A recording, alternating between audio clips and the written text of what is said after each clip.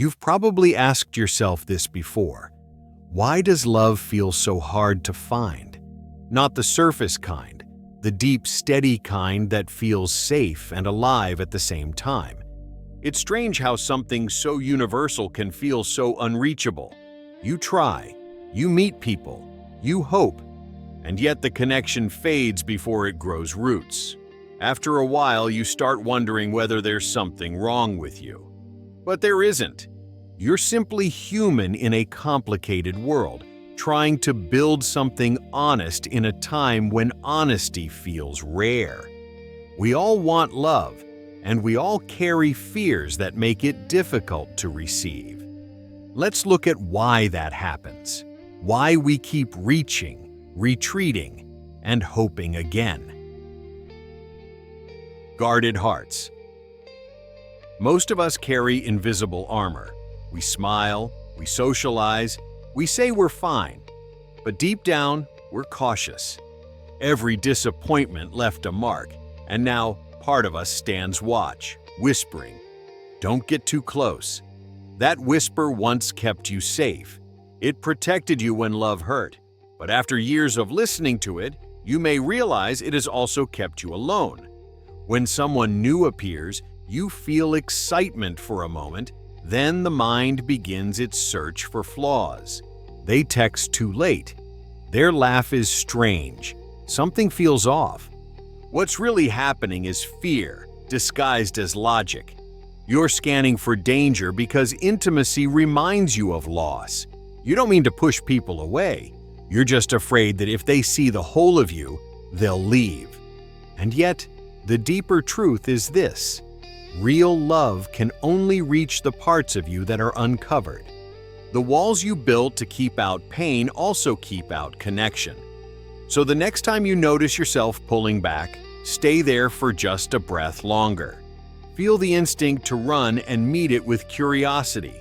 Ask quietly, "What am I protecting right now?" Usually it's a memory, not a present threat. And in that moment of awareness, the armor softens. That's how openness begins, not by tearing walls down, but by loosening them one honest breath at a time. The perfection trap. Another reason love feels distant is the myth of perfection.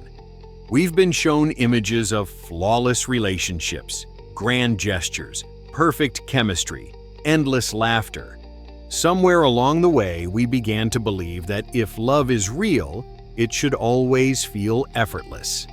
So we chase sparks and ignore substance.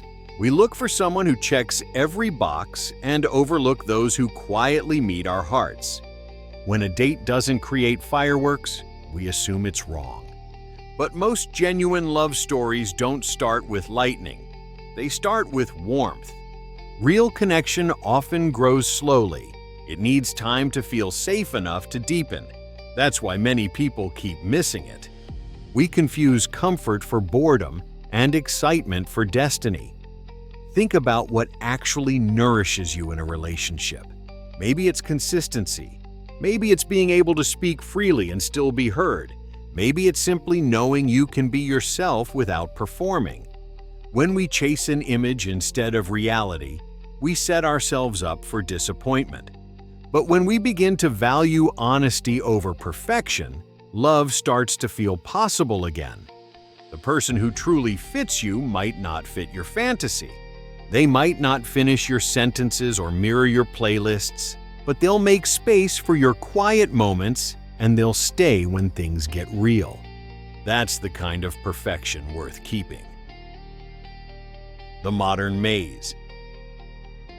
Then there's the world we live in. Love hasn't changed, but the way we search for it has. Technology made it easier to meet people and harder to know them. We swipe, text, and scroll through faces until they all blur together. Each new conversation feels replaceable. We tell ourselves we're exploring options, but often we're just numbing loneliness. So many choices, so little depth. We end up addicted to beginnings because beginnings feel safe. They haven't disappointed us yet. But love doesn't grow in constant novelty. It grows in patience, in seeing the same face and still choosing curiosity. It needs attention, not algorithms. If the search is wearing you down, step out of the maze for a while. Spend time doing things that make you feel alive again, learning, creating, connecting with friends. You'll notice that when your own life feels full, love becomes easier to recognize. Because love rarely arrives as rescue. It arrives as resonance, two people already living, meeting in the middle. When you do return to dating, approach it with curiosity instead of pressure. Ask, what might I learn about myself through this interaction? That single shift turns dating from a test into an exploration. Not every encounter has to lead to forever. Sometimes it simply helps you grow. Readiness and growth.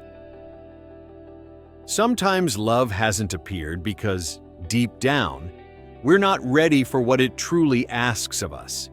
We may want connection, but are we prepared to maintain it when discomfort shows up?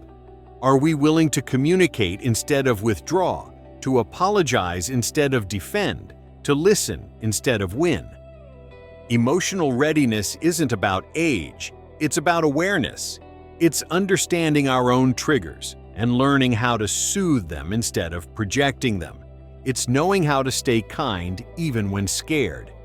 Many relationships fail not because people stop loving, but because they never learned how to handle the parts of themselves that love exposes. Love brings everything to the surface: our jealousy, insecurity, impatience. It's not meant to destroy us, but to reveal what still needs healing. When we begin to heal, we attract differently. We stop confusing chaos for passion. We start craving peace instead of drama. And that's when love starts finding us, not because we're perfect, but because we're finally available. Healing before loving. Healing doesn't mean isolation. It means taking responsibility for the energy we bring into relationships. It's realizing that another person can share our journey, but they can't carry our past for us. Sometimes we think we're searching for love, but really, we're searching for relief from loneliness, from self-doubt, from old pain. That kind of hunger makes us rush, settle, or cling. Healing teaches us to slow down, to differentiate between wanting love and needing escape. When we learn to sit with ourselves, love stops feeling like survival. It becomes partnership. You no longer need someone to fill a void. You simply want someone to walk beside you. Healing shifts what you recognize as attractive. The unreliable person who once thrilled you now feels exhausting. The calm person who once seemed dull begins to feel like home. Peace becomes the new spark, and perhaps that's the deepest form of growth, learning that excitement fades, but safety endures. Redefining love. We've been taught that love is something that happens to us, as if it's an accident or a stroke of fate. But love isn't a thunderbolt. It's a daily practice. It's built in small, steady choices: to listen, to forgive, to stay curious. It's saying, I see you, even when you're frustrated. It's allowing differences without turning them into distance. Love will challenge every part of your ego. It will mirror your insecurities and test your patience. And if you let it, it will also refine you. It's not here to complete you, it's here to expand you. We keep waiting for perfect alignment, but what we really need is willingness. Two people committed to growth, honesty, and repair. That's love. Not the absence of struggle, but the presence of understanding. Not endless passion, but enduring kindness. Not a constant high, but a consistent peace. Learning to stay open. So where does that leave us? Right here, in the tension between longing and learning. Love feels hard to find because we're still learning how to keep our hearts open in a world that teaches us to guard them. Every time you choose honesty over performance, you open the door a little wider. Every time you let someone in and stay kind, even when it's scary, you create space for real intimacy. Every time you forgive yourself for the past and keep believing in the possibility of love, you invite healing to keep working.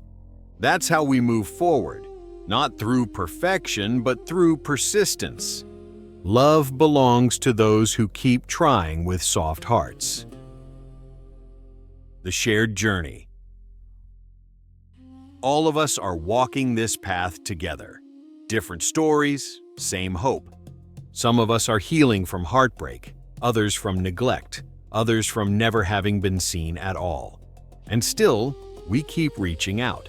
That reaching is sacred. It means we haven't given up on connection. You're not behind. You're becoming. Every experience, good, bad, confusing, is shaping the kind of love you'll one day give and recognize. So be gentle with yourself. You're allowed to rest, to start again, to change your patterns slowly. You're allowed to admit that you're scared and hopeful at the same time. That's courage in motion. Love isn't lost. It's waiting for hearts willing to meet it halfway. When you heal, when you stay curious, when you keep showing up despite fear, you make yourself visible to it. One day, love will find you, and it will feel different, calmer, kinder, truer. You'll recognize it not by the rush, but by the peace that settles in your chest. And you'll realize that every lonely night, every false start, every lesson was leading here. Love doesn't come early or late.